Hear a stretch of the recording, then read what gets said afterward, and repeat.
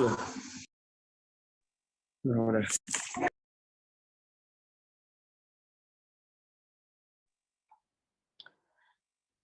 Assalamualaikum warahmatullahi wabarakatuh semuanya. Waalaikumsalam. Waalaikumsalam warahmatullahi wabarakatuh. Selamat malam. Hari ini kami dari kelompok Satonda akan mengadakan sedikit sharing di Zoom perkara kesehatan mental. Kali ini kami membahas topik tentang anxiety disorder. Sebelumnya perkenalkan, saya Nataya Diandra Kalista sebagai moderator dalam Zoom kali ini. Dan di sini saya akan mengabsen teman-teman saya yang juga menjadi perwakilan dari kelompok Satonda. Ada Aska Dwi Yuniar, Cindy Handayani, Sarafina Putri, Widya Suryaningrum, Salsa Alifah, Hendra Dwi, Dewi Ayu Setiawati, Krisna Dwi, Hanifah Nur Insani, Febriana Dwi Puspita, Muhammad Daffa Adlan, Ikhda Khairin, Nuraini Aprilia, Farhan Maulana, Nurul Fatima, dan Alan Mahendra. Hari ini kita akan membahas tentang opini, pengalaman, dan beberapa tips yang akan teman-teman saya jelaskan tentang anxiety disorder. Sebelum kita lanjut memulai, izinkan saya untuk menjelaskan sedikit tentang anxiety disorder. Anxiety disorder adalah sebuah gangguan kesehatan mental yang membuat penderitanya mengalami kecemasan yang sangat berat.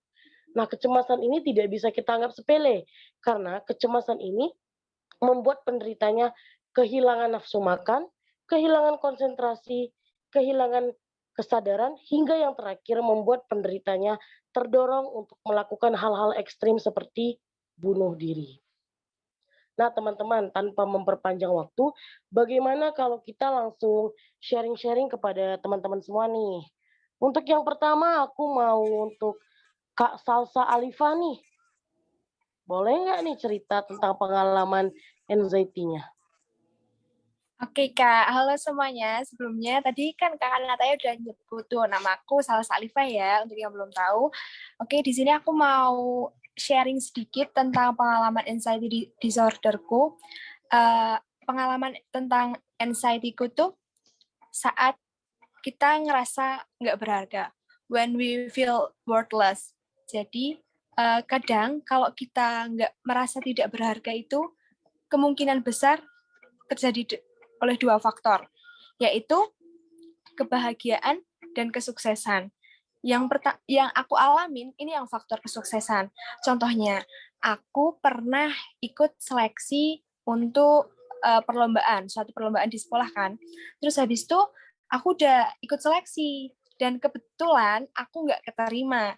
Dan di situ langsung rasanya kayak down banget, langsung kayak nggak, kayak yang udah Kak Nataya jelasin tadi, nggak nafsu makan, lemas, kayak gitu. Nah, waktu itu, kita tuh, waktu aku ngerasain anxiety itu, aku tuh merasa paling nggak berharga, dan ngerasa paling menderita. Nah, itu. Padahal ya teman-teman, kalau kita tahu kisah Nabi Ayub, beliau itu diuji oleh Tuhannya dengan ujian yang sangat berat. Sebelumnya, beliau adalah orang yang sangat kaya raya, lahan perkebunannya luas, ternaknya banyak. Tapi beliau diuji oleh Tuhannya dengan diambil harta kekayaannya, anak-anaknya yang dikasihi meninggal, sampai dia diberi penyakit kulit. Kalau nggak salah, kalau aku salah, correct me if I wrong ya, diberi penyakit kulit sampai bau, dan istrinya pun meninggalkannya. Nah, itu teman-teman, jangan jadi orang yang selalu ngerasa dirinya tuh paling menderita. Kayak, gimana ya, sebenarnya kita tuh perlu banyak bersyukur aja. Kita buka mata kita, di sana jauh banyak orang yang lebih menderita daripada kita gitu loh. Jadi, jangan ngerasa kita itu hidup paling menderita di dunia ini. Oh iya, kebetulan aku ada quotes. Aku lagi baca buku yang kebetulan relate sama pembahasan kita malam ini. Aku bacain ya teman-teman. Kehidupan ini seimbang. Barang siapa hanya memandang pada keceriaannya saja, dia orang gila. Barang siapa memandang pada penderitaannya saja, dia sakit. Ini kata-kata dari Pramudia Anantatur. Mungkin itu aja pengalaman anxiety disorderku. Nanti kalau ada tips yang bisa disampaikan oleh teman-teman yang lain, boleh Kak Nataya. Segitu aja dari aku. Terima kasih. Oke, terima kasih kembali untuk Kak Salsa ya. Penjelasan Kak Salsa tadi tentang pengalamannya itu juga menginspirasi kami yang mendengarnya. Terus cerita Kak Salsa tentang mengambil kisah dari Nabi Ayub juga turut menginspirasi kami juga, dan beberapa tips yang tadi Kak Salsa ceritakan juga mungkin membantu teman-teman yang sedang terkena anxiety dan berada di Zoom ini. Sekali lagi terima kasih ya Kak Salsa untuk pengalaman dan cerita-ceritanya tadi. Ya, Oke nih. sama-sama semuanya. Oke, kita lanjut ke teman kita selanjutnya nih. Untuk Aska Dwi Yuniar nih, ada nggak pengalaman yang bisa diceritakan tentang anxiety disorder ini? Uh, kalau aku sih, aku nggak pernah merasakan anxiety disorder yang di sosial kehidupan nyata. Tapi aku tuh ngerasainnya anxiety disorder akibat dari sosial media. Kayak contohnya nih, aku mau upload sesuatu di Instagram, tuh aku sama sekali nggak berani, aku kayak ngerasa gelisah, aku ngerasa cemas. Kadang aku tuh sampai keringat dingin, sampai deg-degan. Terus habis itu aku punya temen nih, nama temen aku namanya Novi, dia berani banget. Aku sampai nanyain, Novi kasih tau aku dong tipsnya biar aku bisa upload di sosial media tanpa mikirin bakal dapat berapa banyak likes-nya, bakal dapat berapa banyak komennya, tanpa mikirin aku bakal diomongin yang macem-macem. Terus kata dia, udah sekarang nggak apa-apa, lakuin aja yang bikin kamu senang, asalkan gak ngerugiin orang lain gitu. Terus aku tuh cara mengatasinya itu aku sadar aja kalau misalnya jumlah like, jumlah komen, jumlah misalnya retweet di Twitter itu tuh sama sekali nggak penting. Yang terpenting itu hidup aku tuh bahagia. Terus habis itu selanjutnya cara aku mengatasinya itu adalah aku sharing nih ke si Novi teman aku. Terus habis itu selanjutnya juga aku uh, lebih terbuka sama diri aku sendiri kalau misalnya Instagram itu nggak terlalu penting. Kayak gitu. Oke Kak Aska. Nah, cerita Kak Aska ini sepertinya relate dengan beberapa pemuda-pemudi zaman sekarang nih yang kayaknya kalau di sosial mungkin mereka baik-baik aja, cuman kalau di sosial media mereka merasa kayak takut tidak terpenuhi nih harapannya gitu. Misalnya, karena kita biasa punya standar likes ya kalau misalnya masukin di postingan nih, ya nggak? Ya. Misalnya biasa postingannya hampir 100 lebih. Terus sekalinya kita masukin, nggak sampai 100 tuh perasaan kayaknya, aduh ada Iya, yang betul salah atau betul ada yang betul kurang, ya banget. nggak? Nah, biasa kayak gitu. Tapi salam juga ya untuk si Kak Novi tadi. Berarti dia keren bisa memberikan saran kepada temannya sehingga temannya berani untuk memulai hal baru di Ya, sosial media dengan tidak menakuti hal-hal yang sebetulnya tidak perlu ditakuti ya Kak Aska. iya. Ya, terima kasih nih Kak Aska untuk pengalamannya. Oke, selanjutnya aku mau bertanya dengan Kak Cindy Handayani. Ada nggak Kak Cindy Handayani? Hadir. Oke Kak Cindy ada pengalaman tentang anxiety disorder? Ada. Nah, kalau ada Kak Cindy boleh bercerita? Oke, jadi aku punya pengalaman tentang anxiety disorder. Aku nih orangnya yang nggak terbiasa di depan kamera, di depan umum, ataupun di tempat keramaian. Jadi respon tubuh aku tuh kalau di tempat keramaian itu jadi kayak khawatir, gugup, takut, sampai keringat dingin. Bahkan yang paling parahnya tuh gemeteran. Nah, cara aku menenangkan diri aku sendiri tuh dengan tarik nafas dalam-dalam, terus bicara dalam hati, yakinkan diri aku sendiri bahwa aku bisa lakuin yang terbaik. Itu aja sih kalau pengalaman aku. Oke, keren nih pengalaman dari Kak Cindy. Berarti Kak Cindy ini hebat karena bisa meyakinkan pada dirinya sendiri bahwa Kak Cindy itu bisa melewati masa-masa suramnya ini nih, ya kan? Karena Kak Cindy takut terhadap keramaian, tidak terbiasa, akhirnya Kak Cindy berbicara pada diri sendiri bahwa sebenarnya itu kita bisa untuk melakukannya. Bukan begitu Kak Cindy? Ya, betul.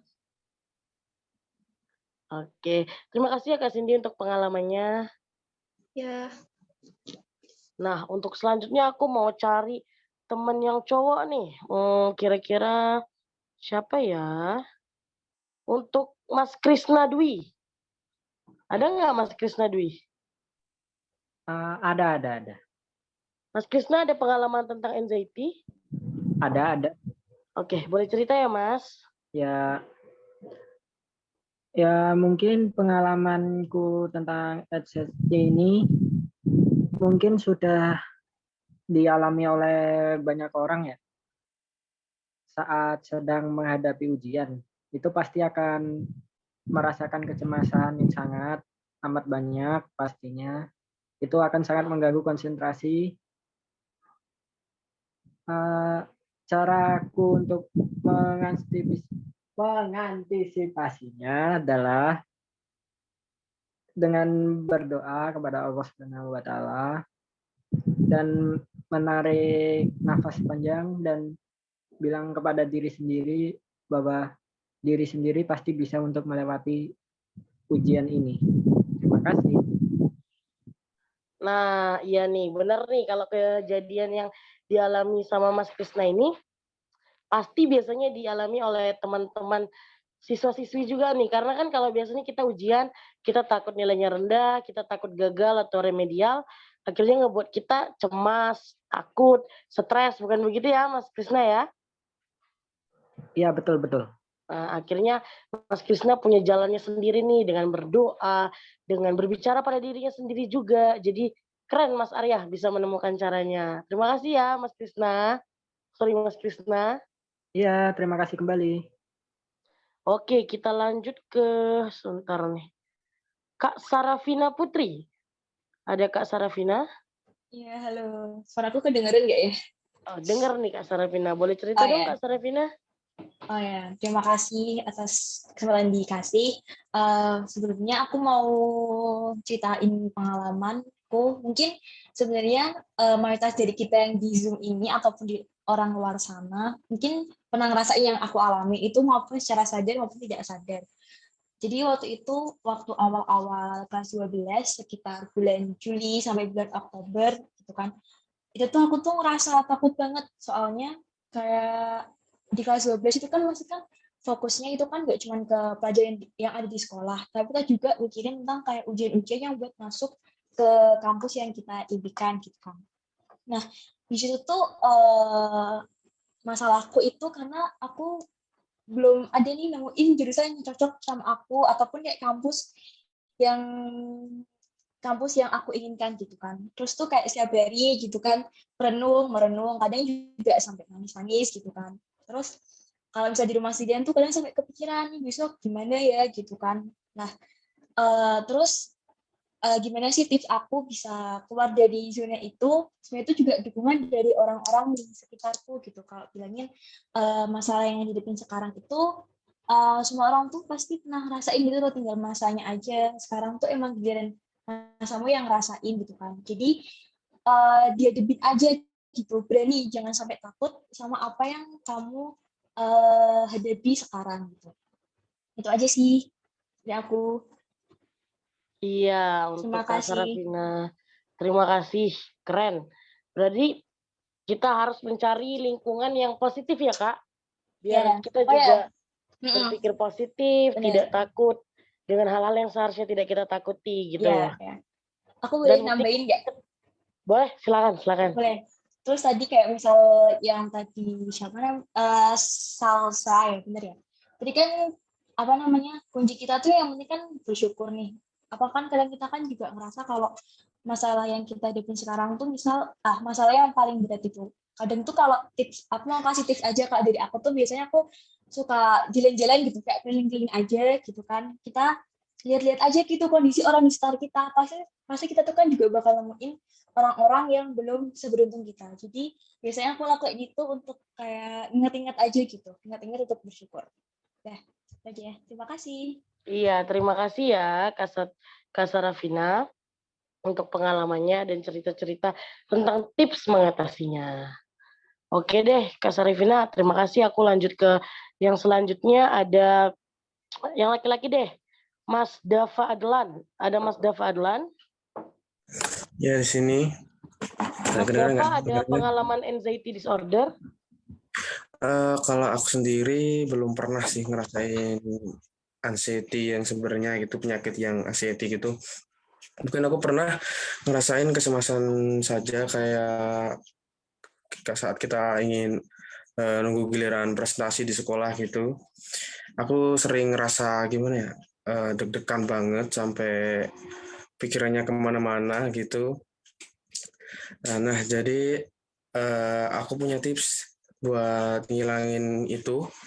Caranya kita atur pernafasan, kita tarik nafas dalam-dalam, senangkan pikiran, jangan terlalu banyak mikir gitu.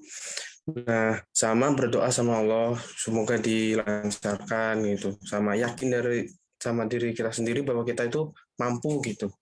Nah, seperti itu. Terus aku punya saran juga, sih kalau teman-teman semuanya punya penyakit anxiety disorder, aku saranin untuk ke psikolog, ke ahli ya, daripada kita pendam sendiri atau mungkin cerita sama teman yang teman kita nggak ahli kan dalam psikolog gitu. Mending kita ke ahlinya saja daripada dipendem, nanti bisa jadi bahaya. Begitu dari saya. Terima kasih. Iya, terima kasih kembali Mas Dava. Nah, tapi dari penyampaian Mas Dava tadi, untuk di endingnya Mas Dava bilang bahwa yang paling penting adalah pergi ke dokter. Nah, itu yang paling penting sekali. Kalau kita merasa anxiety, itu jangan kita pendam sendiri ya teman-teman, karena itu bisa membuat akhirnya menumpuk di hati, membuat stres, akhirnya malah berpikiran aneh-aneh, mau bunuh diri, mau mengakhiri hidup lah, pokoknya jadi yang enggak-enggak gitu. Lebih baik kita ke dokter, kita ke psikolog, kita berkonsultasi biar bisa mendapatkan jawaban yang benar menurut medis ya. Benar gitu Mas Dava? Betul sekali itu. Oke, terima kasih ya Mas Dava. Ya, sama-sama. Kita lanjut ke selanjutnya. Teman kita ada Mbak Widya Suryaningrum. Ada Mbaknya? Ya, halo. Oke, Mbak Terima Widya kasih, ada Kak. pengalaman anxiety nggak? Ya, mungkin menurut saya ini bukan termasuk anxiety berbahaya ya, cuman gangguan panik atau cemas yang biasa. Jadi dulu itu waktu SMA ada guru yang paling galak di SMA saya. Nah, setiap mau pelajaran ibunya itu pasti pada cemas, pada khawatir lah, deg-degan gitu, takut kena marah. Nah, kenapa kok sampai deg-degan gitu teman-teman saya? Karena guru saya itu walaupun kami tidak melakukan kesalahan itu pasti kena marah. Apalagi kalau dikasih pertanyaan tapi jawabannya salah atau malah tidak bisa jawab itu pasti kena marah. Dan juga kalau saat presentasi juga, kalau tidak lancar atau tidak sesuai dengan harapan beliau, nah itu malah tambah kena marahnya. Tapi menurut saya ini rasa cemas yang saya dan teman-teman saya rasakan ini malah membuat kami termotivasi ya untuk berusaha menampilkan yang terbaik. Jadi info aja buat teman-teman semua, anxiety ini tidak selalu berbahaya atau tidak selalu membawa hal yang buruk. Jadi anxiety ini juga dapat memotivasi atau memberi dorongan bagi kita untuk mengatasi tantangan atau situasi tertentu. Nah, tips dari saya sih untuk menghadapi situasi seperti yang pengalaman saya ini, selalu berpikir positif saja dan yakin pada diri sendiri kalau diri kita bisa memberi yang terbaik. Dan jangan lupa untuk selalu berdoa sebelum melakukan sesuatu agar selalu diberi kelancaran oleh Allah Subhanahu wa taala. Jadi udah sih cukup itu dari saya Kak Nataya. Oke nih Mbak Widya, Kak Widya, terima kasih untuk pengalamannya. Tapi sebenarnya benar sih, kalau kita dulu sekolah terus ada guru killer, kita pasti takut untuk masuk pelajarannya karena mau salah atau nggak salah pasti kita dimarah. Bener ya Kak? Benar. Tapi pada dasarnya di akhir tadi Kakak bilang bahwa anxiety disorder tidak selamanya buruk, tetapi malah menjadi kita terpacu untuk menjadikan diri lebih baik, untuk melawan rasa-rasa cemas yang ada di tubuh kita. Begitu ya kan Kak? Iya, betul sekali. Oke, terima kasih ya Kak Widya untuk penjelasannya, ceritanya, dan tips-tipsnya. Sama-sama. Oke, selanjutnya aku mau coba ke Mbak Dewi, Kak Dewi Ayu Setiawati, ada nggak? Halo. Halo Kak, ada pengalaman nggak nih tentang anxiety disorder? Ada, Kak. Oke, boleh cerita deh Kak. Kalau dari pengalaman aku sendiri, itu tentang kecemasan masa depan, atau biasanya dialami oleh kalian juga ya. Tentunya itu seperti menjadi harapan orang tua yang dirasakan, yang kecemasan gimana sih caranya kita bisa sukses, menjadi harapan orang tua, selalu berpikir sesuai ekspektasi mereka. Di situ ada tekanan sendiri. Seperti itu, Kak.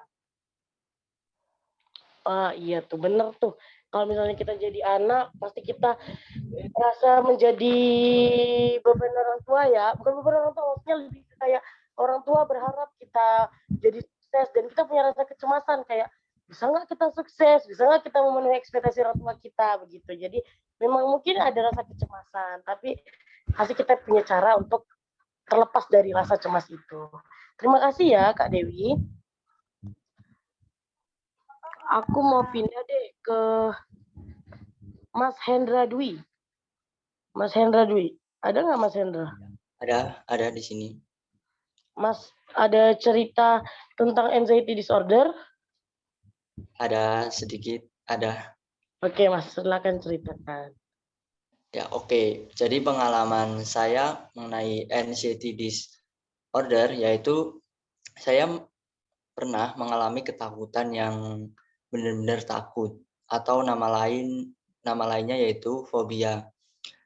Fobia yang saya alami yaitu saya pernah benar-benar takut sama hewan yang namanya cacing. Nah, pada saat itu saya pernah mengalami kejadian itu. Saya lagi di sekolah, saya lagi makan di kantin. Terus ada teman saya itu, mungkin teman saya tahu kalau saya itu takut sama cacing. Terus habis itu teman saya ke situ nyamperin aku. Aku pas lagi mau makan di kantin. Dia bawa cacing itu gede. Terus pas itu ditunjukin sama saya. Terus habis itu aku mengalami ketakutan yang berlebihan sampai beberapa hari ya saya nggak doyan makan itu gara-gara kejadian itu. Nah, terus cara saya untuk mengatasi ketakutan yang berlebihan ini yaitu dengan saya tidak pernah mendekat jika kalau ada cacing, dan juga kalau ada barang atau benda yang menyerupai dia. Udah cukup sekian.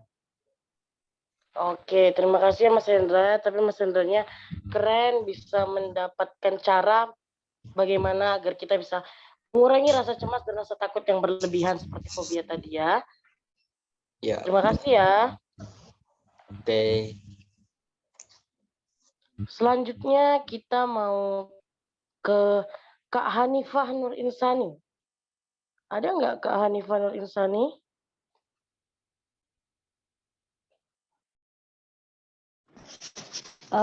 Iya, kedengeran nggak suaranya? Kedengeran Kak, kedengeran suaranya.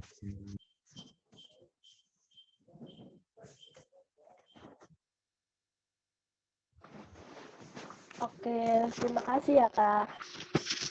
Sebelumnya maaf tadi bolak-balik keluar.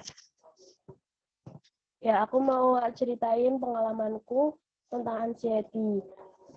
Jadi dulu itu waktu aku masih kecil, aku itu sering banget kayak dikucilkan gitu sama teman-teman.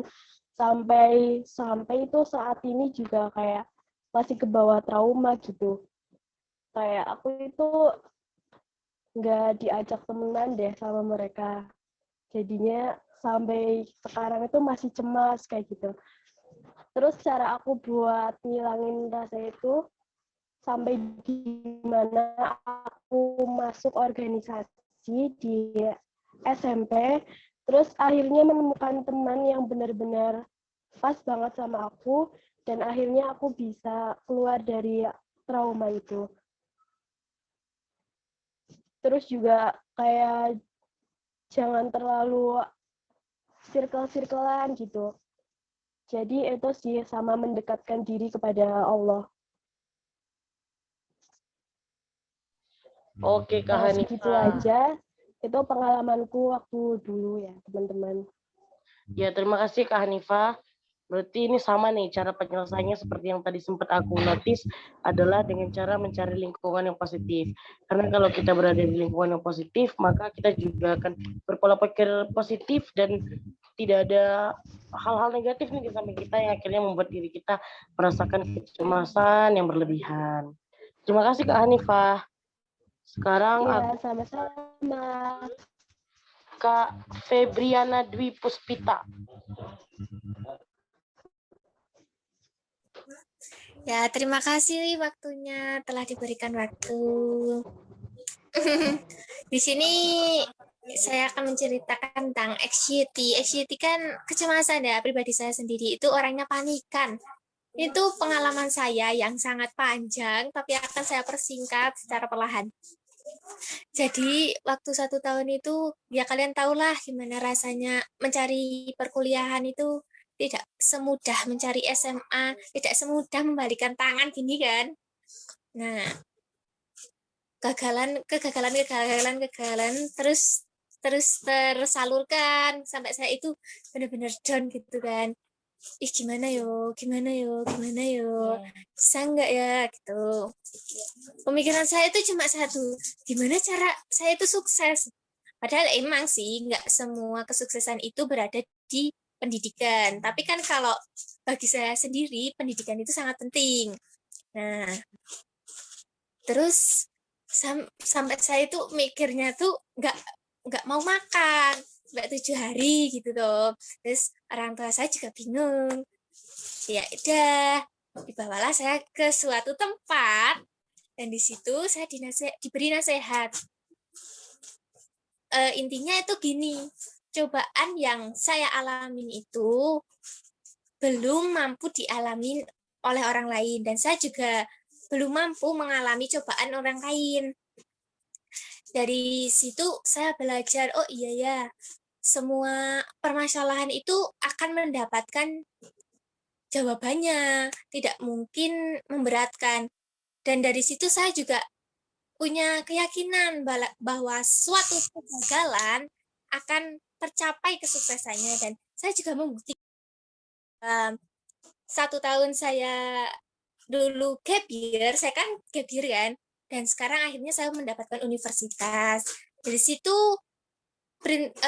situ saya mengisi kegiatan saya dengan organisasi, dengan kegiatan yang positif, terus memperkuat ibadah saya gitu. Dan quotes bagi saya, kunci kebahagiaan itu cuma 3. Bersabar, bersyukur, dan ikhlas. Gitu aja sih sharing-sharing dari saya. Makasih. Oke, terima kasih nih Kak Febriana. Tadi ceritanya juga keren banget. Katanya tadi quotesnya yang aku dengar, katanya di setiap kegagalan itu pasti akan ada kesuksesan. Ya, benar. Adalah Kak Febriana, walaupun gap year, tapi sekarang sudah berhasil menjadi mahasiswa baru UNES. Selamat ya Kak. Ya, kalian juga semangat. Selamat juga. Iya. Oke deh Kak, terima kasih. Aku lanjut ke yang selanjutnya ya. Oke, kita lanjut ke yang selanjutnya itu ada Kak Ihda Khairin. Iya. Kak Ihda Khairin pernah merasakan anxiety disorder? Kalau aku belum pernah, alhamdulillah, merasakan anxiety disorder. Tapi orang-orang di sekelilingku, di saudaraku, ada yang pernah merasakan itu. Jadi aku pengen berbagi tips sedikit aja nih dari saudaraku yang pernah merasakan itu. Boleh ya? Boleh Kak, silahkan. Boleh banget. Pada intinya anxiety disorder itu kan bagaimana kita menangani kecemasan yang ada dalam diri kita gitu kan. Jadi tips yang paling utama sih kita harus berpikir positif kalau sebenarnya apa yang kita pikirkan tidak terlalu penting juga gitu. Kita terlalu merasa cemas gitu. Jadi kita juga harus mengendalikan apa yang kita pikirkan, kita harus terus berpikir positif, atau mungkin bisa menjalankan rutinitas yang membuat kita lupa akan kecemasan kita gitu. Terus kita juga bisa menghindari hal-hal yang membuat kita cemas, itu juga bisa. Itu juga faktor dari begadang mungkin. Kan biasanya kita kalau malam-malam juga suka overthinking sendiri gitu karena lagi diem tiba-tiba mikirin sesuatu yang sebenarnya nggak terlalu penting gitu tuh. Jadi kurang-kurangilah begadang. Toh begadang juga kurang sehat gitu kan buat diri kita gitu. Jadi ya seputar itu, dan tips-tips yang lain juga sama kayak teman-teman sebelumnya gitu. Jadi cukup itu yang aku mau sampaikan aja sih, Kak. Oke, terima kasih nih Kak Ida untuk tipsnya untuk teman-teman yang mungkin menghadapi anxiety disorder. Jadi untuk teman-teman yang mengalami anxiety disorder bisa diterapkan nih tips-tips dari Kak Ida. Terima kasih Kak Ida. Oke, kita lanjut selanjutnya ke Mas Alan Mahendra. Ada Mas Alan? Ya, ada. Baiklah, selamat malam. Di sini pengalaman aku sendiri atau anxiety disorder ini semasa aku SMA kelas 10 tentang bullying. Aku sendiri ya, tentang bullying ya, tentang bullyingku. Aku dibully karena mukaku berjerawat waktu itu, waktu SMA kelas 10. Jadi waktu itu pas masuk pertama SMA, aku dapat nih teman. Aku dapat teman, berteman kami seminggunya. Dari situ waktu kelas 10 itu kan jerawatku banyak banget di pipi, di wajah, di apa ini. Jadi temanku ini dia membuli aku dari belakang gitu. Dia bilang sama teman-teman yang lain, oh jangan berteman sama si Alan karena dia ini berjerawat, jijik mereka sama aku. Nah, jadi dari situ aku benar-benar down, tidak makan, tidak tidur sehari sampai 2 hari, terus bergadang memikirkan itu. Dan dari situ aku belajar untuk tips aku sendiri ya supaya tidak down gitu.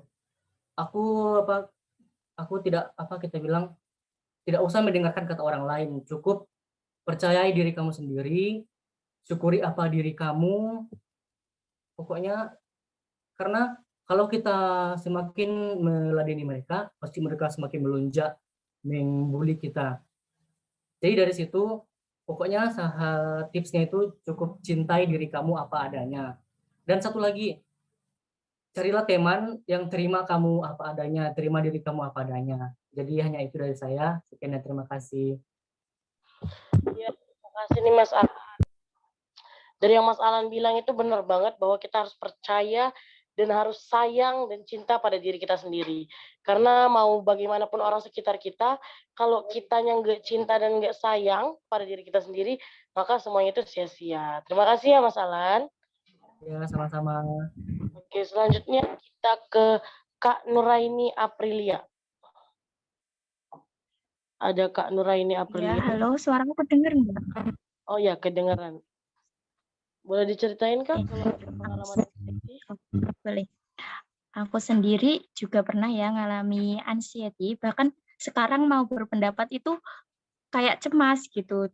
Terus kalau saya itu pernah di suatu organisasi, kalau ketemu orang-orang itu tuh cemas karena saya pernah dikatain buruk gitu sama teman-teman yang ada di situ. Terus saya itu selalu memikirkan tentang pendapatnya orang lain gitu. Jadi kalau mau ketemu orang ke suatu perkumpulan gitu, saya tuh cemas. Dan kebetulan saya juga punya teman yang seperti itu.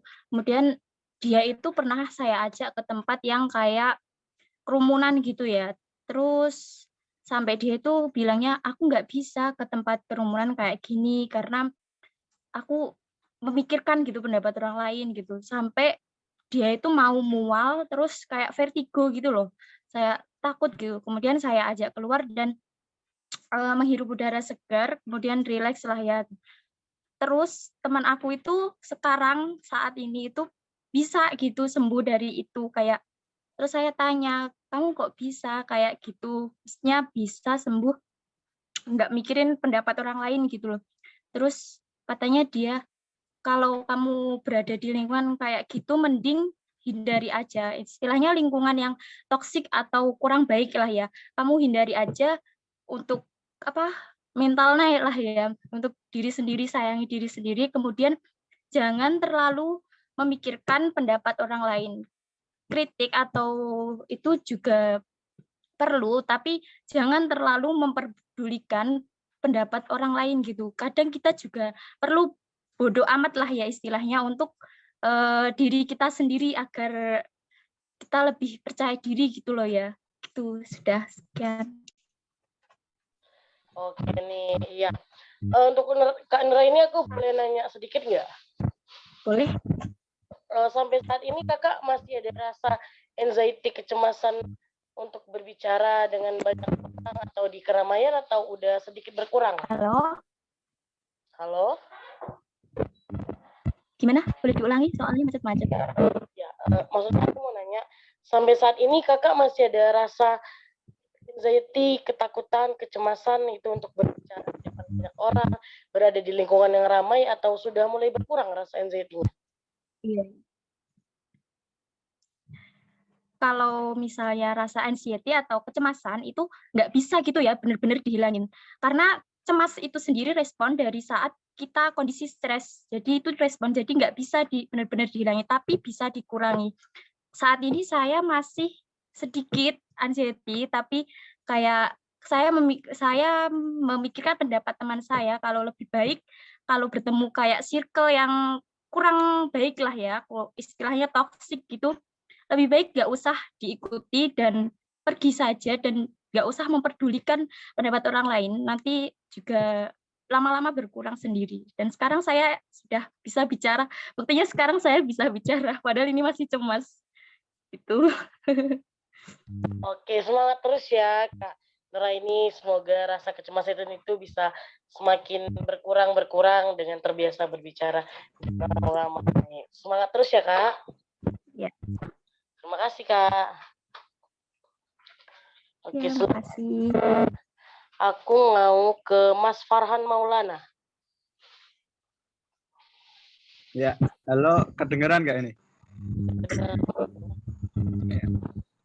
Sebelumnya minta maaf ini kalau nanti ada suara kendaraan lewat, dibiarin aja soalnya ini di dekat jalan raya. Nah, kan saya ini mau sharing tentang pengalaman, tapi mungkin pengalaman lainnya itu udah diceritain ke teman-teman semua. Jadi mau ngambil yang agak beda lah. Ini waktu saya kelas 10 SMA, awal-awal COVID itu, pertengahan COVID, saya punya saudara yang sakit, dan saya itu ikut mengantarkan ke rumah sakit. Nah, setelah besoknya, bude saya itu bilang, mungkin baiknya kalau cek dulu, kalau ada kemungkinan di keluarga besar ada yang kena lagi. Habis dicek, hasilnya keluar, saya itu ternyata positif tapi tidak merasakan apa-apa. Jadi saya itu mau diisolasi juga, seminggu habis tes itu mau diisolasi.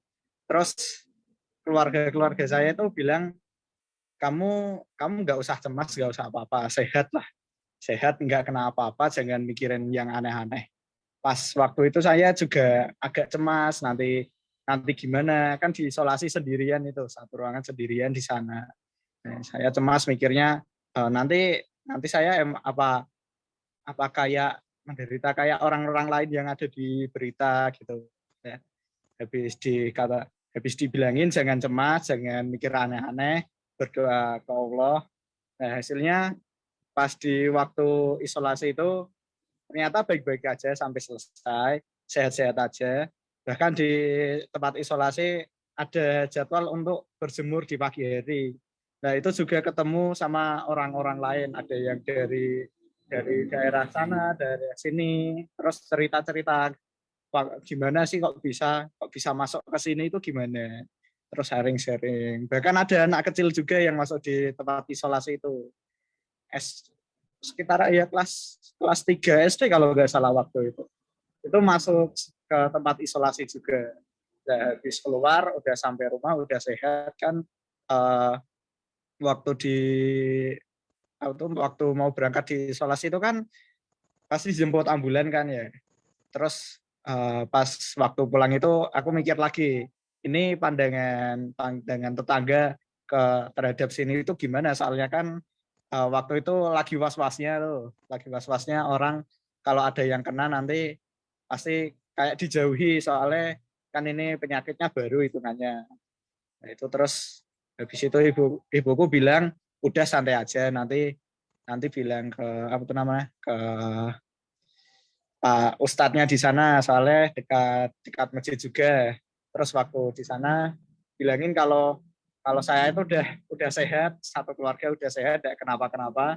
Nah, waktu dibilangin udah selesai, ya akhirnya normal lagi.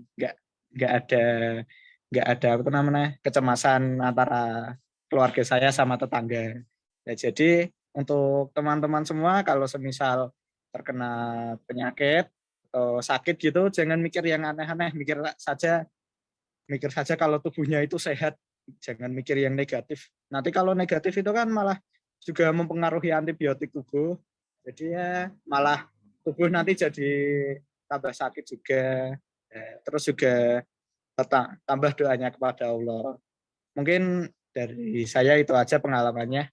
Sekian, terima kasih. Oke, terima kasih Mas Farhan untuk pengalamannya. Kalau dari aku lihat nih dari cerita Mas Farhan, untuk upaya penyelesaian ini ada berada di lingkungan positif ya, karena keluarga Mas Farhan juga mendukung untuk Mas Farhan berpikir positif. Lalu yang kedua selalu berpikir positif, dan yang ketiga berdoa kepada Allah.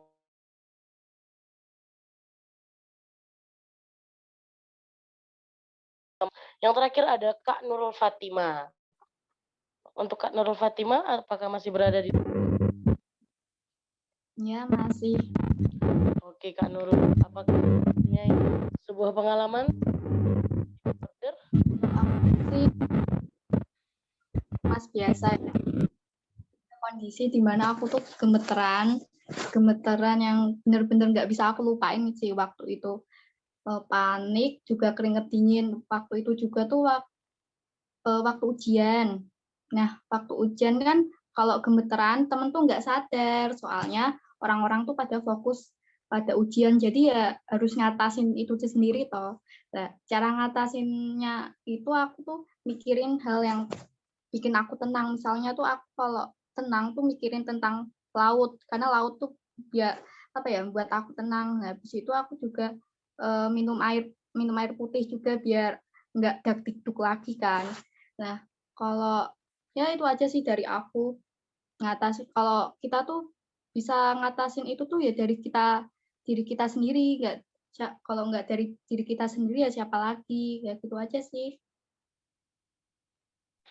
Oke, terima kasih nih Kak Nurul. Tadi aku dengar bahwa kalau di Mas memikirkan hal senang, salah satunya adalah laut. Terima kasih ya Kak Nurul pengalamannya. Oke teman-teman semua.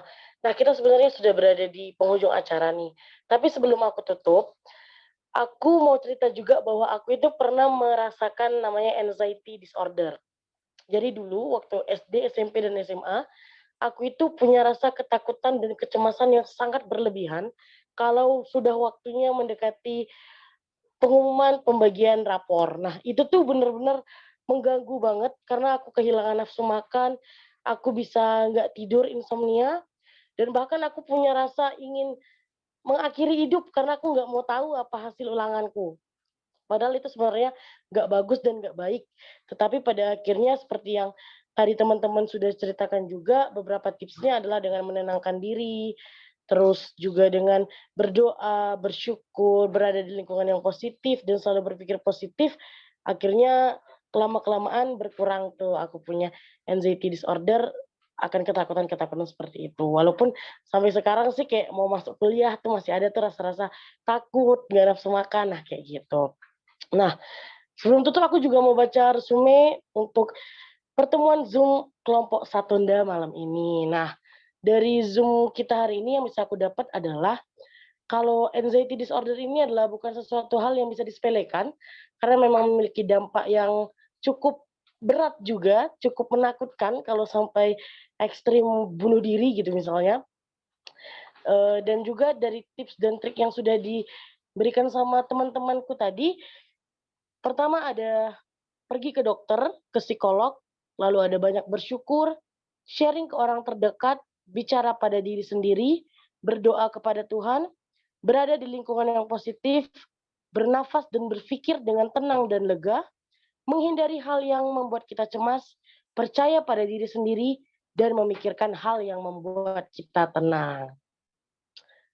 Nah, untuk teman-teman boleh aku minta untuk unmute dulu nggak? Sebelum menutup, aku mau ajak teman-teman untuk Oke, siap. Siap. Beres.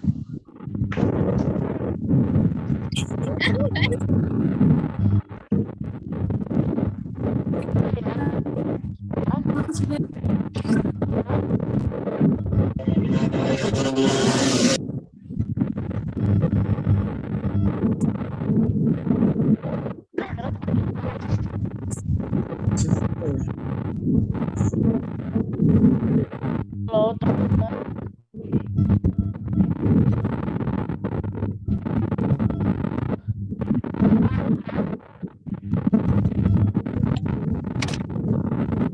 Aku ulangi, jadi kamu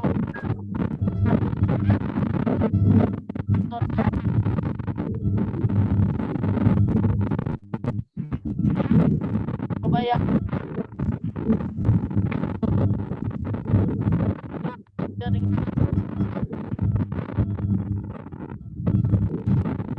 boleh dong aku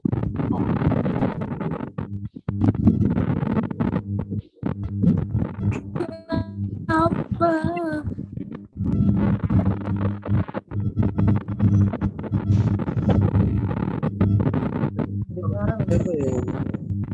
suara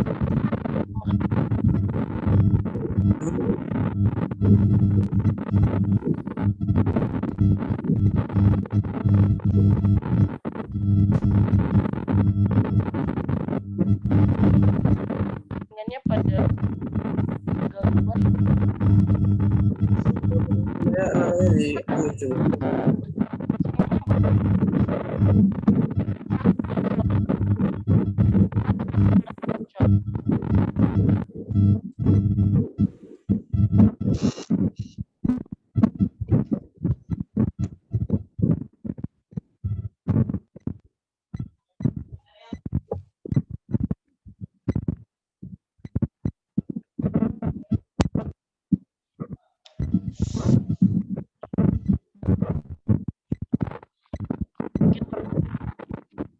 itu mau kita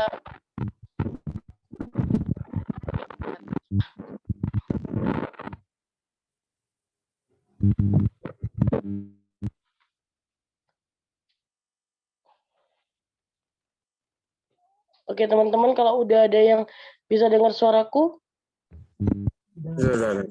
jadi Aman. Bisa. mau kita ulang ininya apa jargon kita?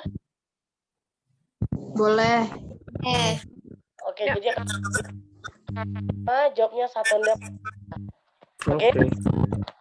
Oke. 1, 2, 3.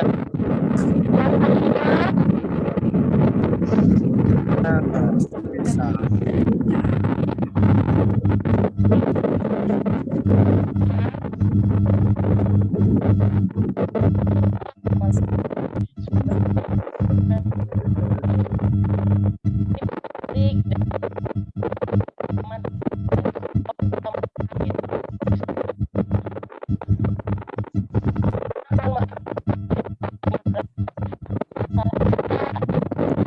Ucapan kepada teman-teman sebelum menutup, izinkan saya untuk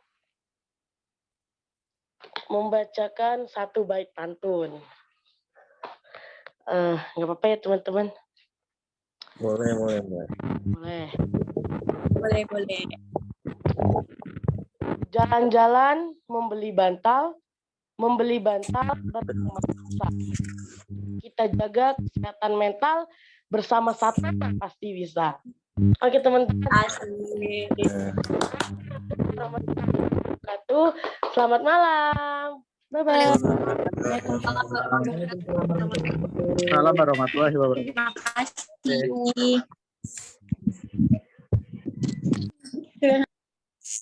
Aku bye-bye semuanya. Terima kasih. Bye.